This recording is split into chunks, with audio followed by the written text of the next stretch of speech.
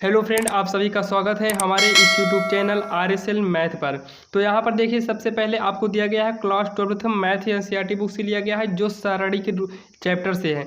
सारणिक यानी कि प्रश्नावली 4.2 का पार्ट 1 हम लेकर आए हैं। अब इसका अगला पार्ट अगले वीडियो में आपको मिल जाएगा। सभी सवाल जो है एनसीईआरटी बुक से ही हैं। यहाँ पर ध्यान दीजिए, पहला नंबर कह रहा है आव्यूह का शाखंडज ज्ञात कीजिए। आपने इसके पहले वाले वीडियो में आपने एक चीज़ देखा था कि इसके पहले वाले वीडियो में आपने खंड कहना सीखा था, लेकिन यहाँ शाखंड और शाखंडज में अंतर होता है। तो आपको बता दें कि इसके पहले वाला वीडियो आपने नहीं देखा है तो आप इसके वाला पहले वीडियो जो है आप जो है डिस्क्रिप्शन में जाकर जो है आप प्लेलिस्ट में ओपन करके आप देखेंगे तो हमारा सभी वीडियो लाइन से मिल जाएगा। आप पार्ट वाइज पार्ट जो है अच्छे से तैयार कर लीजिए। अब हम आगे बढ़ते हैं शाखंडज। अगर आपको शाखंड आता है तो आपको शाखंडज पढ़ने में बहुत ही आसान होगा। तो ध्यान से देखिए, हम सबसे पहले इसमें क्या करेंगे। सबसे पहले ये जो सारणी के रूप आव्यूह के रूप में दिया है, इसके पहले सारणी दिया गया था, ये आव्यूह में दिया गया है। आव्यूह के रूप में जो दिया गया है, हम इसका सबसे पहले जो है ध्यान से देखिए लिख लेंगे, माना दिए गए आव्यूह, क्या दिया गया है आव्यूह में 1 2 3 4। तो हम ऐसे नोट कर लेंगे। ध्यान दीजिए, अगर आपको ये कम चमक दिखाई दे रहा हो तो आप अपने जो है यानी कि यूट्यूब में जाकर सेटिंग में जाकर जो है ब्राइटनेस इसका जो है और चमक तेज कर लीजिए, ताकि आपको साफा दिखाई दे। क्योंकि ये पेन से लिखा जा रहा है, आपको हो सकता है भद्दा दिखाई देगा। क्वालिटी आप इसकी बढ़ा लेंगे तो साफा दिखाई देगा। तो यहाँ पर ध्यान से देखिए कि हमने आव्यूह को नोट कर लिया है। अब इसमें से हम जो है सबसे पहले जो है शाखंडज ज्ञात कर लेंगे। शाखंडज ज्ञात करने के लिए सबसे पहले हमें A11 जरूरी है।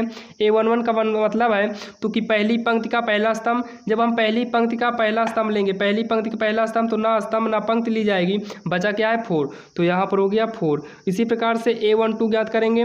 जब 2 लेंगे तो ना तो ये पंक्ति ली जाएगी ना इसका स्तंभ लिया जाएगा, तो बचा क्या है 3 बचा है।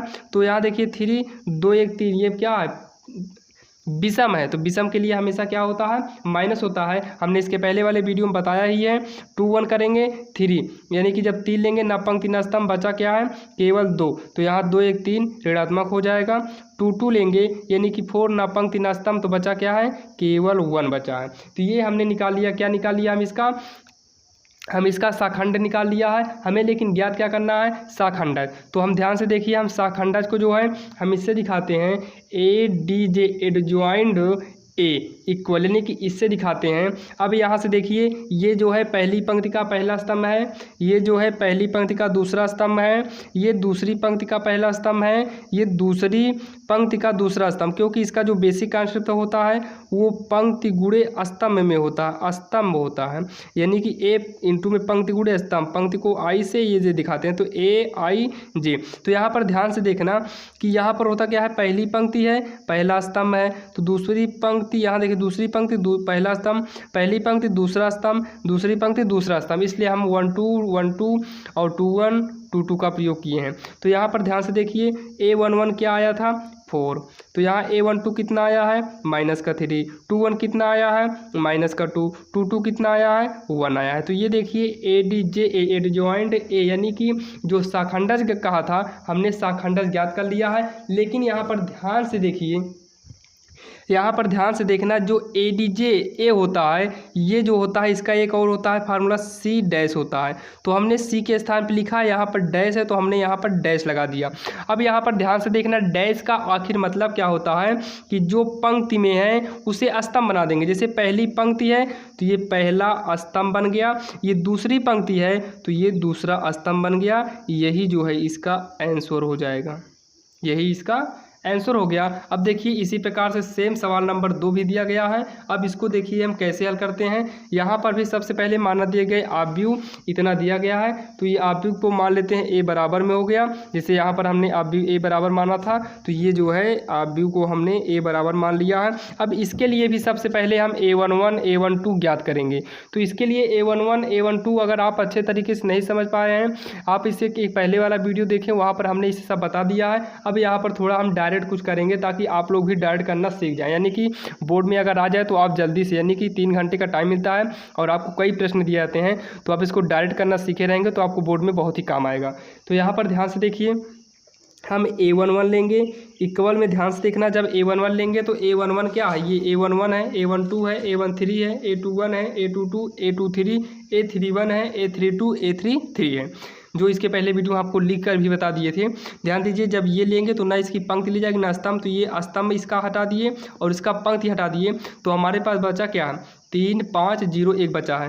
तो यहाँ पर 3 5 0 1 कर देंगे, 1 1 2 तो धनात्मक ही रहेगा, 3 का नाम 3 माइनस 5 0 हो जाएगा, इक्वल में कितना आ गया, 3 आ गया। इसी प्रकार से A12 निकाल लेंगे, तो 1 2 ये वाला है, तो ना तो पंक्ति ली जाएगी और ना ये स्तंभ लिया जाएगा, बचा क्या 2 5 माइनस 2 1, 2 5 माइनस 2 1 बचा है।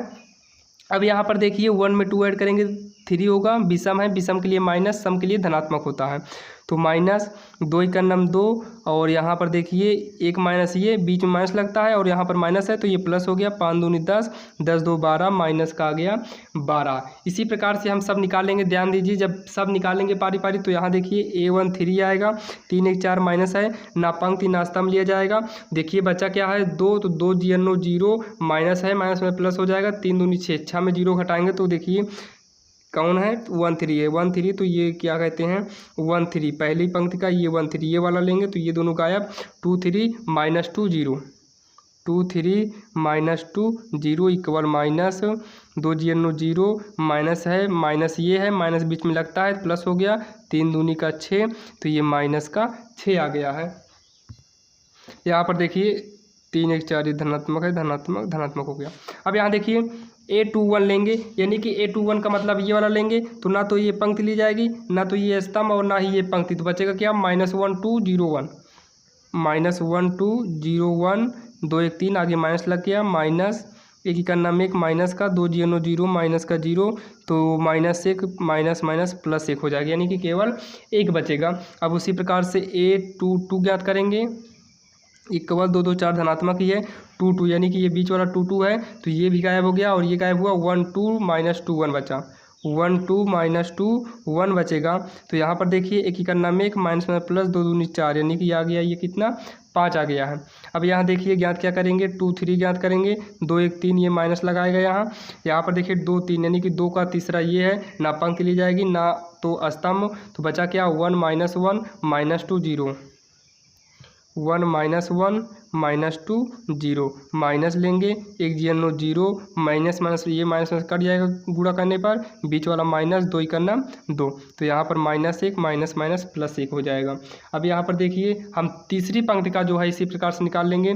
जब तीसरे का निकालेंगे तो यहाँ 3 1 हो जाएगा, इक्वल 3 1, यानी कि 3 का 1 ये लेंगे तो ना तो ये लिया जाएगा ना तो ये लिया जाएगा और ना ये दोनों लिया जाएगा, तो बचा क्या है -1, क्योंकि पंक्ति स्तंभ नहीं लिया जाएगा, पंक्ति स्तंभ गायब, -1 2 3 5, -1 2 3 5, तो इक्वल में 2 3 1 4 धनात्मक ही रहेगा, तो यहाँ -1 पंचे -5 माइनस 3 दूनी 6, तो माइनस का आ गया 11 आ गया है, ये माइनस का 11 आ गया। इसी प्रकार से ज्ञात करेंगे A32 ज्ञात करेंगे तो ये लगभग में आ जाएगा, ध्यान से देखिए A32 ज्ञात करेंगे तो लगभग आ गया माइनस का 1 आ गया है। और इसी प्रकार से A33 ज्ञात करेंगे तो A33 ज्ञात करने के लिए ध्यान से देखना, A33 ये वाला लेंगे, यानी कि ध्यान से देखिए ये तो 1 तिक्के 3 और 2 का नाम 2, बीच में माइनस माइनस प्लस हो जाएगा, तो 3 2 5 हो गया, कितना हो जाएगा यहाँ 5। अब यहाँ पर हम लिखेंगे क्या कहते हैं ADJA, ध्यान से देखना ADJA बराबर हो जाएगा, ये ऊपर वाला हटा दे रहे हैं, ये ADJA बराबर जो नया बना है ये हो गया A11 A12 पहली पंक्ति दूसरा स्तंभ, पहली पंक्ति तीसरा स्तंभ, ये दूसरी पंक्ति का पहला स्तंभ, दूसरी पंक्ति दूसरा स्तंभ, 2 3, यहाँ पर हो गया A31 A32 A33 हो गया। अब इसको जो है हम बंद कर रहे हैं। अब देखिए हमने क्या यहाँ पर जो है यहाँ पर डैश लगा देंगे ताकि ये जो है चेंज हो जाए। आप डैश लगा दीजिए, जानने के लिए कुछ भी लगा दीजिए, कुल मिला के आपको चेंज करना है बस। अब यहाँ पर ध्यान से देखिएगा, ये A11 जो आया था A11 कितना आया है, ध्यान से देखिए ये 3 आया है, उसके बाद -12 आया है, +6 आया है, तो कितना आया था 3 आया है, -12 आया है, 6 आया है। उसके बाद देखिए क्या आया 151 आया है, तो 151 हो गया। उसके बाद देखिए -11 -15 आया है, तो -11 -15 आया है। यहाँ पर भी डॉट लगेगा तो इक्वल जो होगा ये जो है चेंज होगा, ये जो पंक्ति बना है ये स्तंभ हो जाएगा, तो होगा क्या 3 -12 615, दूसरा वाला दूसरे में 1 -11 -1 5 हो जाएगा। तो इसको जो है आप व्यू में हम बंद कर देंगे, यही जो है हमारा आंसर आ जाएगा। यही आपका आंसर हो गया है। अब देखिए सवाल नंबर जो है अगला क्या कह रहा है।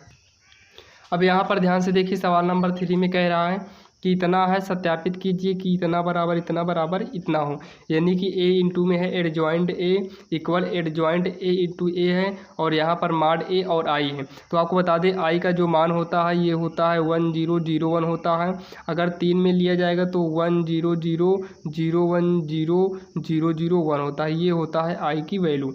तो ध्यान से देखते रहिए आप, प्रश्न नंबर 3 है, आप इसे अच्छे से देखिए, समझते रहिए ताकि आपको समझ में आ जाए, क्योंकि इसी प्रकार से इसमें जो है भरा हुआ है।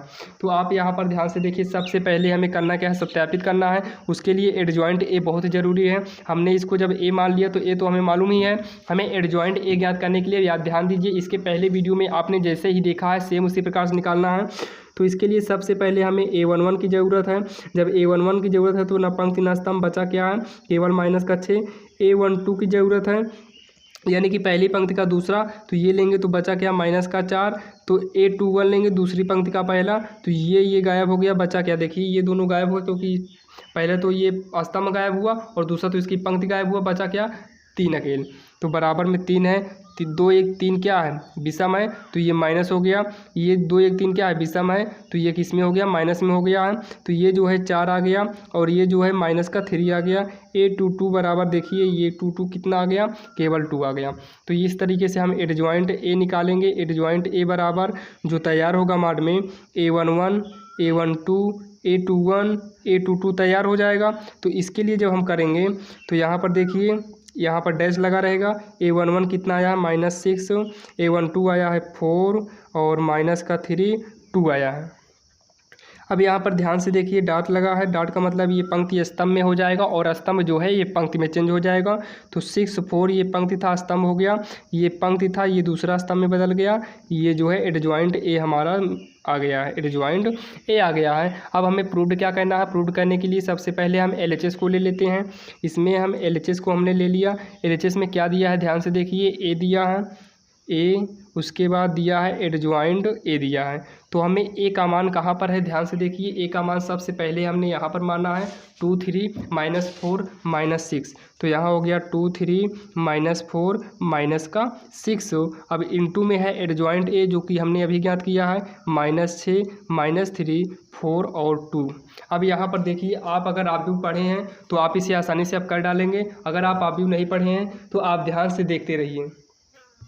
अब यहाँ पर देखिए कैसे करेंगे। सबसे पहले इसमें का पंक्ति लेंगे और इसमें का स्तंभ, ध्यान से देखना, पहले का पंक्ति और दूसरे का पहला स्तंभ, पहली पंक्ति पहला स्तंभ, तो गुणा करेंगे 2 छंग 12 -12। अब उसके बाद बीच में प्लस का चिन्ह लगता है।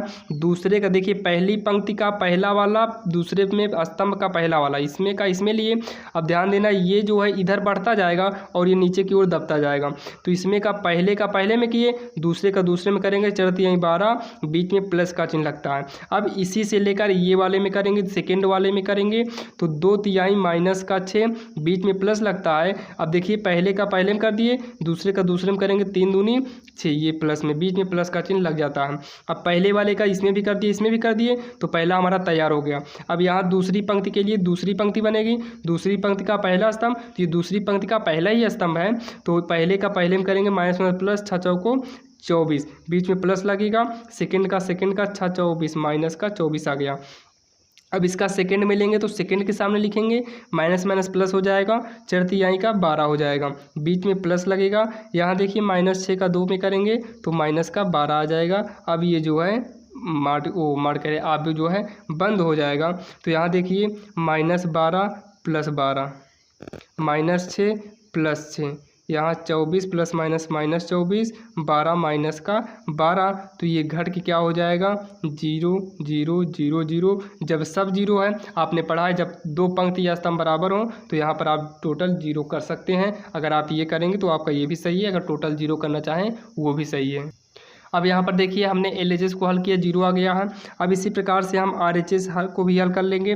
RHS कहाँ पर है, ध्यान से देखिए, RHS भी है ADJ A इंटू में A है, यानी कि ADJ एडजॉइंट A इंटू में A है। अब इसमें भी हम एडजॉइंट A को लिखते हैं -6 -3 4 2। अब A को लिखेंगे, A कहाँ पर है आप ध्यान से देखिए, A कहाँ है, देखिए ए ये है, ये देखिए ए है, 2 3 -4 6 2 3 -4 और माइनस का ही 6 है। अब इसको जब हल करेंगे ध्यान देना, पहला पंक्ति पहला स्तंभ लेंगे, 6 दूनी -12, बीच में प्लस लगता है, इसका करेंगे तो प्लस माइनस, देखिए माइनस में प्लस हो गया, 4 3 12। इसका इसमें करेंगे तो 6 3 18 प्लस 6 3 18 हो जाएगा। अब यहाँ पर देखिए सेकेंड करेंगे तो यहाँ 4 दूनी 8 माइनस का 8 हो गया।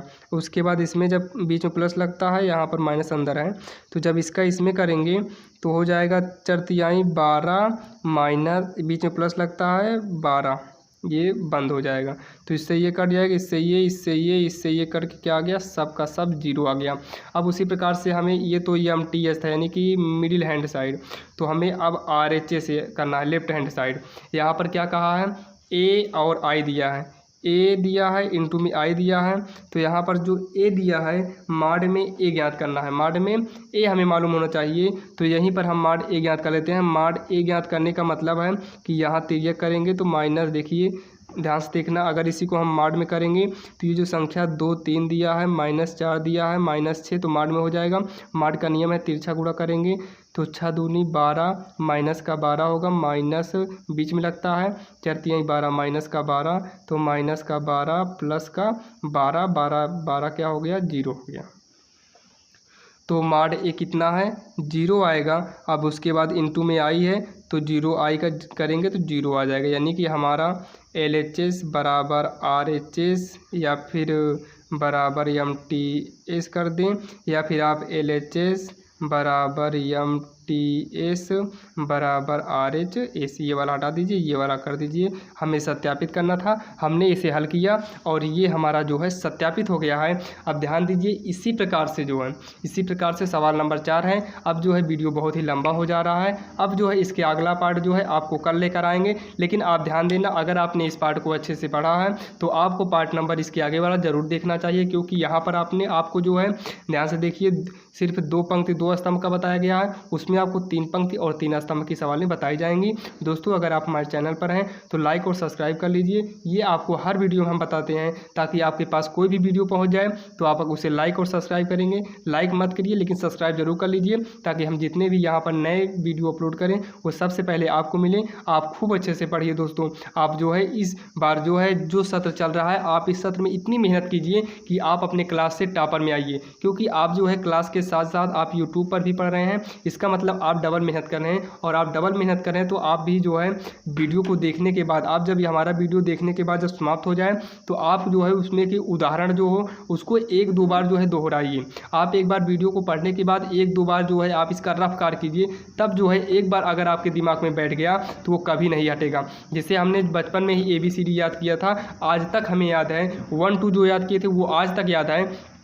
ये इसलिए याद है दोस्तों क्योंकि हम जब 1 2 पढ़ते थे तो एक बार नहीं कई बार पढ़ते थे। डेली स्कूल में ABCD पढ़ाया जाता था, डेली सुना जाता था, डेली लिखने को दिया जाता था, तब हमें आने लगा है। सेम उसी प्रकार से आप भी इसे जो है 1 बार 2 बार कम से कम 2-3 बार आप पढ़िए। आप एक बार NCERT बुक पढ़िए, मनोहर रे पढ़िए, और भी आपके स्कूल में मान लीजिए जो भी लगा हो आप उसे पढ़िए। आपके स्कूल में जो भी बुक लगी हो उसे पढ़िए, और उसके साथ साथ जो है आप NCERT बुक पढ़ना ना भूलें, क्योंकि NCERT बुक ही जो है हमारे तैयारी में आता है। तो दोस्तों वीडियो बहुत ही लंबा होता चला जा रहा है, अब जो है आपको मिलेंगे अगले वीडियो में।